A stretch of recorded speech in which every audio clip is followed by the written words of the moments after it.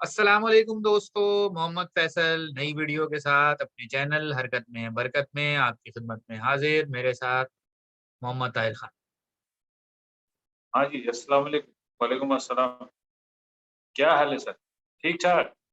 अल्हम्दुलिल्लाह। मैं फिर वही बार बार वही नज़म पढ़ूंगा तो लोग बोलेंगे यार इसके पास और कुछ है नहीं। वही एक ही नज़म पढ़ता रहता है। जब भी कोई ज़रूरी वीडियो बनानी हो हमेशा देर कर देता हूँ मैं। किसी की खूब बजानी हो हमेशा देर कर देता हूँ मैं। किसी की ऐसी तैसी फेरनी हो हमेशा देर कर देता हूँ मैं। कोई अहम टॉपिक पे वीडियो बनानी हो हमेशा देर कर देता हूँ।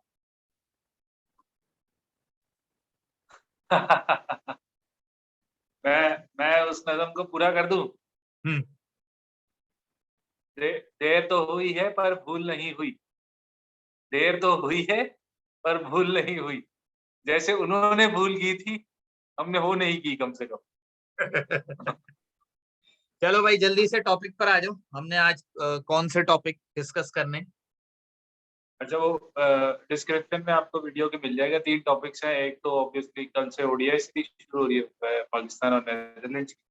और एशिया कप का स्क्वाड थोड़ा बड़ी वीडियो बनाना चाह रहे हैं तो हम उसको एक और वीडियो दे देंगे। और और हमारे जो कप्तान, हमारे हरदिल अजीज, हमारे शेर, हमारे जानबाज, हमारे हमारे प्यारे भाई सरफराज अहमद को तालीमी उसमें शामिल तदरीस में शामिल कर लीजिए उनकी बिल्कुल। अचीवमेंट को। तो ये तो हमारे लिए बहुत इंपॉर्टेंट टॉपिक है। इसको तो हम बिल्कुल। जरूर डिस्कस करें। बिल्कुल। चलें शुरू करें। हाँ जी सर। टीम अनाउंसमेंट की तरफ आ जाए शायद पहले। हाँ, टीम बता दूं मैं क्या? बता दें बता दें। टीमें आपने ही बतानी है आज। टीम तो नहीं, मैं स्क्वाड बताता हूँ। हम्म, हैं जी?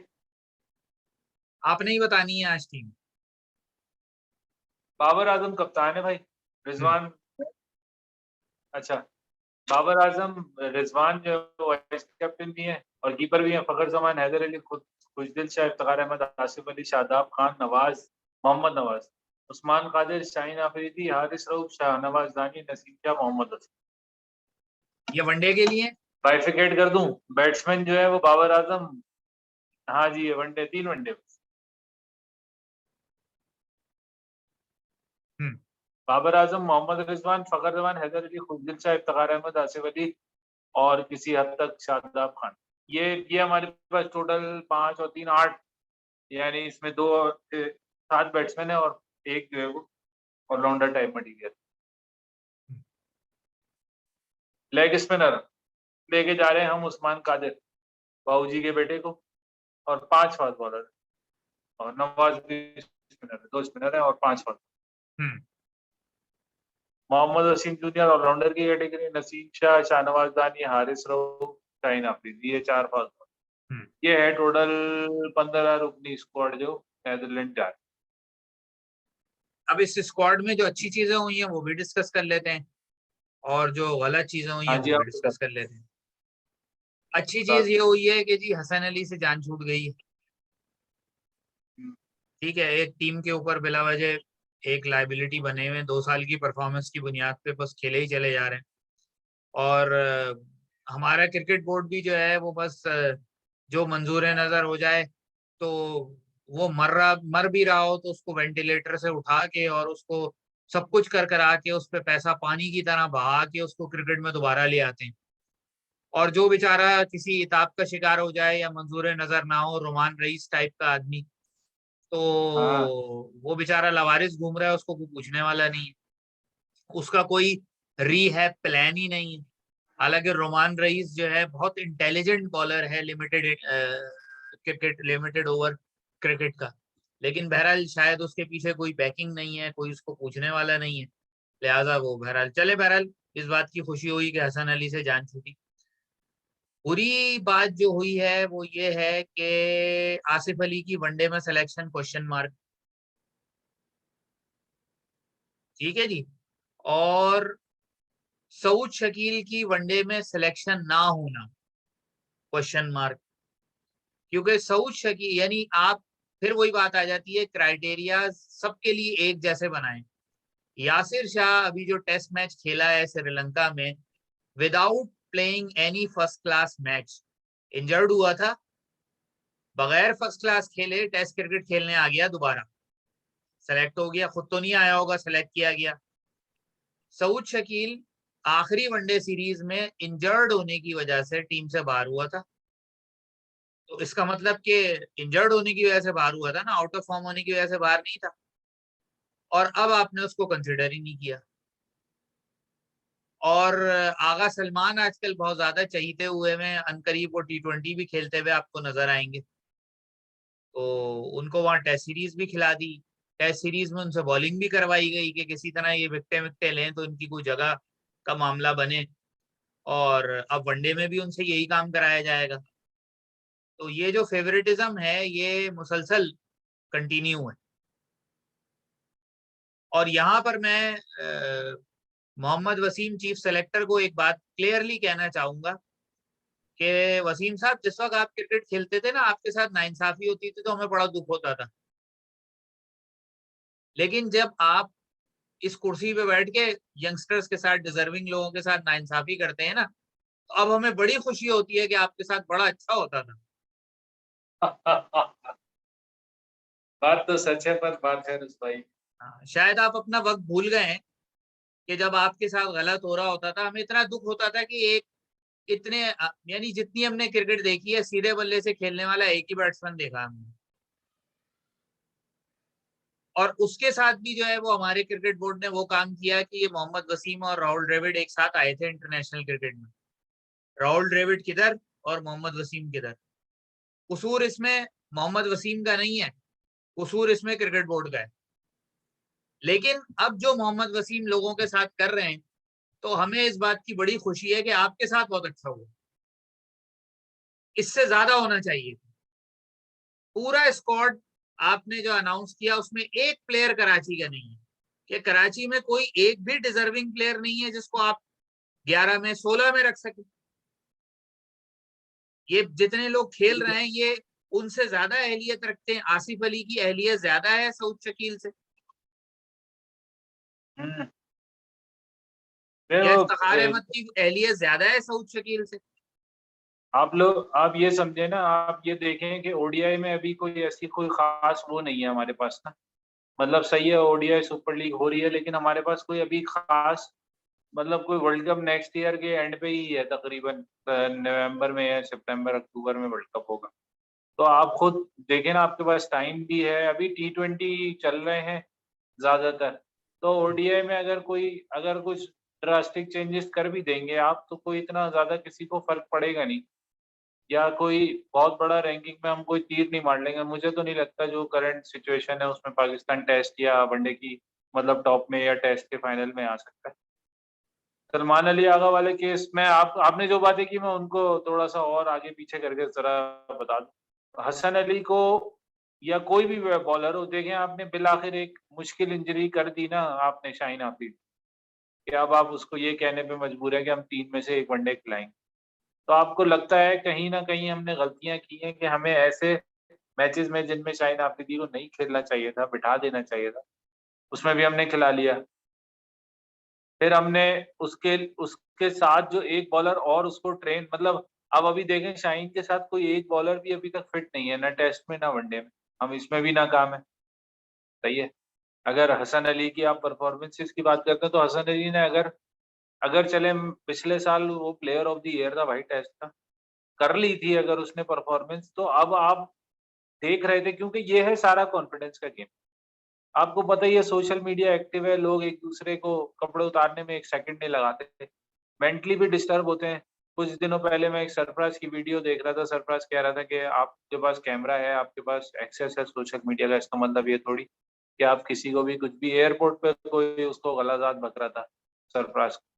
तो आप अगर ये मेंटली इफेक्ट करती हैं, और ये जो 4 रोटी ग्रुप जिनका नाम है ना, 4 सोशल मीडिया पे एक्टिव भी बहुत, और जब से उन्होंने शादी की है एक इंडियन खातून से, तो ये सब चीजें आपके मेंटल उस पे चल रही होती है। आप साइड ले लो, आप 2 महीने का ब्रेक ले लो। टेस्ट में आप परफॉर्म नहीं कर पा रहे, वनडे में आप परफॉर्म नहीं कर पा रहे, सेमीफाइनल में आपने कैच ड्रॉप कर दिया, छक्के खा लिए, आप 2 महीने का साइड ले लो। आप बोलो भाई मुझे क्रिकेट से थोड़ा दूर अपनी फैमिली को टाइम देना है, कोविड के दिन है, उसमें रहना है इनको, तो आप थोड़ा हमारे प्लेयर्स को ना अभी इतना सेंस नहीं आया, पैसा कमा रहे हैं अब तो 8.5 लाख रुपए हो गए एक टेस्ट के, और एक T20 के 3.5 लाख हो गए। तो पैसा तो कमा रहे हैं, लेकिन अब परफॉर्मेंस लेवल को भी तो ऊपर रखें ना, सिर्फ पैसा ही तो सारी छड़ी पैसी थोड़ी। या तो रिजवान या बाबर या शाहीन जैसे आपका कैलिबर हो, या वो जो आप मोहम्मद वसीम की बात कर रहे हैं, या मोहम्मद वसीम के पास ऐसा कोई मतलब कोई ऐसी अथॉरिटी हो, मुझे नहीं लगता वो एयर कंडीशनर वाले सिलेक्टर अभी तक जितना मैंने देखा है। मैं समझ रहा था क्रिकेटर है, ग्राउंड लेवल पे जाएगा, और खास तौर पे इसलिए मैं समझ रहा था कि राशिद लतीफ के साथ उठता बैठता है। राशिद लतीफ ग्राउंड लेवल पे काम करता है, उसकी अपनी एकेडमी है, मोइन खान की अपनी एकेडमी है, जाएगा ग्रास रूट से कुछ लेके आएगा, ग्रास रूट से ना भी लाए तो कम से कम परफॉर्मेंस उठाकर लेकर आएगा कि यार कादियान ट्रॉफी में इसने रन किए, वनडे कप में इसने रन किए, T20 में इसने, वही जैसे इफ्तिखार चाचा उठ के वापस आ जाते हैं। खुद शाह ने वनडे में अच्छा परफॉर्म किया, उसको T20 में भी रगड़ रहे हैं। हाँ, यकीनन आप उसके कॉन्फिडेंस की जब तक बत्ती नहीं बन जाएगी ना, जब तक आप उसको रगड़ते रहे। T20 में हमारे पास इससे बेहतर है मोहम्मद हारिस, कीपर था एक अच्छा, उसको आपने ओपन कराया भी है किसी T20 में अभी रिसेंट। तो आप अचानक से ऑस्ट्रेलिया के खिलाफ शायद कराया था, तो अब उसका नाम तो मुझे नहीं नजर आ रहा है। अगर आपने ग्रूम करना है तो ऐसे लड़कों को करें ना जो T20 की परफॉर्मेंस दे रहे हैं और थोड़ी स्टेबल बैटिंग कर दें, तो उनको वनडे में चांसेस दें। हमारे पास मिडिल ऑर्डर अभी भी नहीं, कहाँ है मिडिल ऑर्डर आप बता दो। रिजवान 4 पे आएगा, रिजवान की पिछले 6-8 महीने की परफॉर्मेंसेज आप निकाल के देख लें, टेस्ट मैच छोड़ के वनडे और T20 में कोई खास परफॉर्मेंसेज, इवन टेस्ट में भी उसने अभी ये जो 6 ऑस्ट्रेलिया के खिलाफ के बाद की जो भी सीरीज हुई है उसमें देख लें आप क्या परफॉर्मेंस है, बांग्लादेश के खिलाफ देख लें क्या परफॉर्मेंस। तो आप कहीं न अपने प्लेयर्स को खुद ही जो है वो आप इस लेवल पे रखना ही नहीं चाहते, हंगर ही खत्म कर देते हैं ये लोग, इतना खिलाते हैं क्रिकेट, हंगर खत्म कर देते हैं। अब रिजवान आहिस्ता-आहिस्ता डिक्लाइन पे आ रहे हैं, और मैं दुआ करूँगा कि भाई कुछ वनडे में कुछ कर दे, क्योंकि हमारे पास सऊद शकील अगर नहीं है और हारिस नहीं है, हारिस सुहेल नहीं है, तो हमारे पास वनडे में कोई चांस नहीं है किसी बड़ी टीम के खिलाफ खेलने का। और क्योंकि ये अगर देखना ऊपर है, के ये रिजवान के साथ भी वही करेंगे जो शाहीन आफरीदी के साथ किया है, खिला खिला के। अब रिजवान जो है वो या तो अनफिट हो जाएगा, अनफिट होना उसका इसलिए मुश्किल है क्योंकि बहुत सख्त जान है वो, ठीक है। हाँ, उसका कॉन्फिडेंस खराब हो जाएगा, आउट ऑफ फॉर्म हो जाएगा, फिर क्या होगा? सरफराज को आपने बिठा बिठा के फारिग कर दिया, हुँ, इसको आपने खिला खिला के फारिग कर दिया। फिर जो यंगस्टर कोई आएगा, हाँ, यकीनन सरफराज को, फिर रिजवान को रिप्लेस कौन करेगा? हारिस रिप्लेस करेगा। सरफराज आएगा, परफॉर्म नहीं करेगा, फिर मुश्किल, अब किसको खिलाएं? फिर हारिस आएगा, प्रेशर होगा कि परफॉर्म लाजमी करना है, नहीं कर पाएगा, उस यंगस्टर का कैरियर जो है वो लाइन पे लग जाएगा। आप इतना बड़ा स्क्वाड आराम से मेंटेन कर सकते हैं। देखें इंडिया, इंग्लैंड को देखें, ऑस्ट्रेलिया को। एक T20 टीम वहाँ खेल रही है, वहीं वहाँ जाकर इंग्लैंड इंग्लैंड का टेस्ट खत्म है न्यूजीलैंड से, 2 दिन बाद उनका वनडे था आयरलैंड से। वहाँ पे ओडीआई टीम खेल रही है, वहाँ T20 टीम खेल रही है। आराम से मैनेज हो सकते हैं आप। अब वो अलग-अलग कैटेगरी इन्होंने बनाई है ना सेंट्रल कॉन्ट्रैक्ट में। मैं तो सही था भाई, ओडीआई व्हाइट बॉल और रेड बॉल अलग। मैं तो खुश हो रहा था कि शायद कुछ बन जाएगी बात।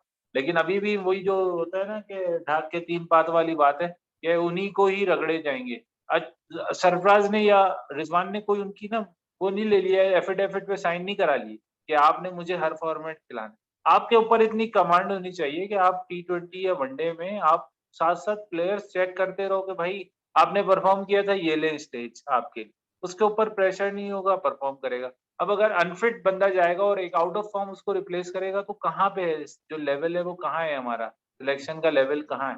बता दो। चले, बस मेरा ख्याल है यहीं तक रखते हैं। हम तो इसी तरह बोलते रहेंगे और हमारी सुननी किसी ने है नहीं, सिवाय हमारे व्यूअर्स की। नहीं, नहीं सुननी है भाई। हमने तो इस अगले दफ़ा टॉपिक पे अब आते हैं। यूट्यूब ने ऑप्शन दे दिया। यूट्यूब ने ऑप्शन दे दिया, अब आप डायरेक्ट एट द रेट और हैशटैग दोनों जो है वो डायरेक्ट आप फेसबुक और ट्विटर से हैंडल से मैच कर सकते हैं यूट्यूब। अब आप वो चले, अब ट्राई करें। दूसरे टॉपिक पे आ जाए।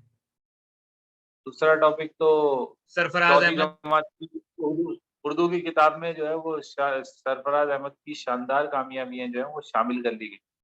अब वो छप के आए तो मैं देखूं, वो बुक पढ़ूं कि भाई क्या क्या उसमें लिखा उन्होंने, मैंने कोई वो गलतियां पोर्शन देखा वलतियां है, तो नहीं। कोई 10-12 लाइन अच्छा। का जो है वो एक पोर्शन है। यानी वो इस तरह है कि शायद वो एक पोर्शन के अंदर उन्होंने जो पाकिस्तान के बहुत सारे एथलीट्स हैं, सरफराज अहमद के नीचे नाम नसीम हमीद का है। तो उसमें उन्होंने बहुत ही ब्रीफ कोई 10 लाइन का वो है पैराग्राफ बनाया हुआ है, जिसमें उन्होंने बताया है कि जी आप फला तारीख को पैदा हुए और आपने अंडर 19 वर्ल्ड कप जीता पाकिस्तान के लिए एज ए कैप्टन, फिर उसके बाद आईसीसी चैंपियंस ट्रॉफी जीती एज ए कैप्टन। तो ये अचीवमेंट्स उसमें बताई गई हैं। तो अब अभी हम जो इतनी देर से तनकीद कर रहे थे गलत चीज के ऊपर, तो अब हम तारीफ करेंगे, और हम तारीफ करेंगे उस बुक बोर्ड की, उन रिव्यूअर्स की, उन सजेस्ट करने वाले माहिरीन तालीम की, जिन्होंने ये सजेशन दी, जिन्होंने अप्रूव की। सिंध गवर्नमेंट की हम तारीफ करेंगे इस मामले में कि उन्होंने एक अच्छा काम किया। लिविंग लेजेंड्स जो होते हैं, जो हीरोज, चले लेजेंड आप ना भी कहें, जो लिविंग हीरोज होते हैं, जो अचीवर्स होते हैं मुल्क के लिए, उनको उनकी जिंदगी में ही एक्नॉलेज करना बड़ा जरूरी है। हमारे और जो सरहद पार जो लोग हैं उनमें बहुत सारे फर्क हैं। तो एक फर्क जो है, यानी हमें हमेशा हमें अच्छी चीजें सीखनी चाहिए, चाहे जिससे भी सीखने को मिले। अब वो जो सरहद पार रहते हैं वो हमारे दुश्मन नहीं है, हमारे जैसे ही इंसान है। बस आपस में जो भी मामलात होते हैं, जो हुकूमतों के आपस में चक्कर चलते रहते हैं, और जो लोग अपने जो है वो वो नेताओं सियासी वो नेताओं मफादात के लिए करते रहते हैं, तो इस वजह से वो बीच में दरारें पैदा होती हैं। वो एक अलग मुल्क है, हम एक अलग मुल्क है। तो उनसे जो चंद चीजें सीखने वाली हैं, उनमें से एक चीज ये है कि जी आपने अपने हीरोज को एक्नॉलेज कैसे करना है। हाँ, आपको हीरो आपने बनाने कैसे हैं, ये चीज उनसे सीखने वाली है।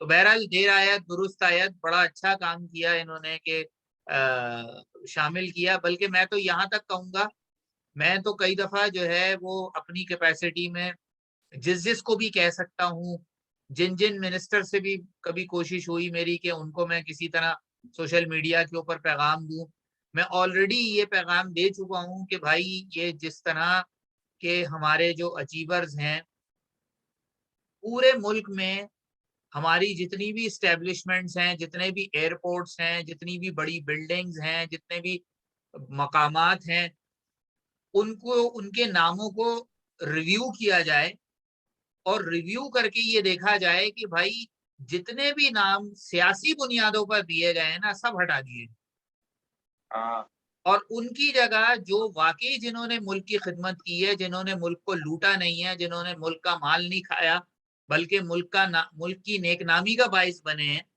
उन तमाम लोगों को के नामों पर उन जगहों को कर दिया जाए। मिसाल के तौर पे मैं आपको मिसाल दूंगा, इस्लामाबाद का जो इंटरनेशनल एयरपोर्ट है, उसका नाम जो मेरी राय है लियाकत अली खान इंटरनेशनल एयरपोर्ट होना चाहिए, मेरी जाती राय हाँ, है। उसके अलावा बच्चे कोई अल्लामा उससे इकबाल है, बेहतर मोहम्मद राय अली दे जिन्ना सकता है? है, ठीक है जी। बादशाह खान भी दे दिया उन्होंने। हाँ, बाचा खान एयरपोर्ट का नाम तब्दील करके जो है वो यूनुस खान जहांगीर खान इंटरनेशनल एयरपोर्ट होना चाहिए।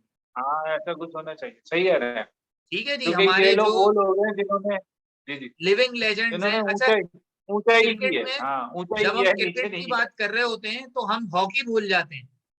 सुहेल अब्बास के नाम हाँ पर जी। हमारे मुल्क में कोई ऐसी प्रोमिनेंट प्लेस नहीं है, जबकि वो हिस्ट्री का सबसे बड़ा प्लेयर है हॉकी में। तो बहरहाल ये तो दुरुस्त आयत आयरनी है देर आयत दुरुस्त आयत। हमारे मुल्क की, ये तो सिंध ये गवर्नमेंट बात है। ने बड़ा अच्छा काम किया। हम उनसे रिक्वेस्ट करेंगे कि वो ये जो नाम हमने लिए हैं, इन लोगों के नामों के ऊपर जो है वो बाकी जो जगह हैं उनको भी नॉमिनेट करें, ताकि इन लोगों को जो अभी जिंदा हैं इनकी जिंदगी में ही रिवॉर्ड किया जाए कि जी आपने इस मुल्क की खिदमत की है, आपने इस मुल्क की नेकनामी का बाइस बने हैं, इस वजह से आपको ये रिवॉर्ड किया जा रहा है, आपकी सर्विसेज को एक्नॉलेज किया जा रहा है। बेहतरीन, बिल्कुल अच्छा बयान आपने, बहुत अच्छा पैगाम। हाँ, ये गुडविल भी है, और ये आगे आने वालों के लिए इंस्पिरेशन भी है। अभी बिल्कुल। देख लें, गोल्ड मेडल माशाल्लाह से कॉमनवेल्थ में 2 उठा लिया। तो दूसरे मुल्कों से या हम इंडिया से क्यों मुकाबला करें? इंडिया का स्टेबल निज़ाम है, सब कुछ स्टेबल है, उनका इंफ्रास्ट्रक्चर बहुत आगे है। क्रिकेट के ज़रिए उन्होंने अपने दूसरे खेलों को बहुत आगे तक पहुँचा लिया है। हम कंपैरिज़न क्यों करें? हम अपने आप को मजबूत करें और कोशिश ये करें कि जो टांग खींचने के बजाय ना हाथ पकड़ के ऊपर उठाना शुरू कर दे, टांगे खींचना छोड़ दे, हाथ पकड़े और ऊपर उठाए, आओ यार मेरा मुकाबला नहीं करो, मेरा साथ दो, हम दोनों मिल के आगे बढ़ते हैं, हम सब ने इंशाल्लाह कामयाब होना है, मेरी दुआ है। मेरा ख्याल है वीडियो को यहीं तक रखें, जी एशिया सर, कप को अगली वीडियो में डिस्कस करेंगे। बिल्कुल हाँ, उसके लिए मैंने स्पॉट निकालने हैं, तो उसके बाद ही इंशाल्लाह बैठे। चलें वीडियो को यहीं तक रखते हैं। वीडियो पसंद आए तो लाइक कीजिए, शेयर कीजिए, चैनल्स को सब्सक्राइब कर दीजिए और बेल आइकॉन को प्रेस कर दीजिए। शुक्रिया।